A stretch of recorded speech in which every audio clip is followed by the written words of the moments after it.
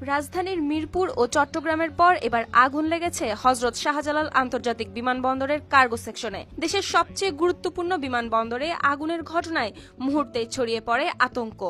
শনিবার বেলা 2:30টার দিকে বিমানবন্দরের 8 নম্বর গেটের কার্গো ভিলেজে আগুন লাগে বলে জানিয়েছে ফায়ার সার্ভিসের মিডিয়া সেল। আগুন নিয়ন্ত্রণে কাজ করছে ফায়ার সার্ভিসের 20টি ইউনিট, এমনকি আরও 12টি ইউনিট যাচ্ছে ঘটনাস্থলে। সঙ্গে যোগ দিয়েছে সশস্ত্র বাহিনীর ফায়ার ইউনিট। সব ধরনের ফ্লাইট স্থগিত করা হয়েছে। ফায়ার সার্ভিসের কর্মকর্তারা প্রাথমিকভাবে ধারণা করছেন কোনো বৈদ্যুতিক শর্ট সার্কিট থেকেই ঘটতে পারে আগুনের সূত্রপাত। এদিকে কার্গো এলাকায় নিরাপত্তা ব্যবস্থা নিয়ে উঠছে প্রশ্ন, কারণ বিমানবন্দরের এই অংশে রয়েছে দেশের আমদানি রপ্তানি বাণিজ্যের বিশাল পণ্য ভাণ্ডার, ফলমূল, ইলেকট্রনিক সামগ্রী, ওষুধ, এমনকি উচ্চমূল্যের লাগেজও। সুপ্তি রায়, RTV।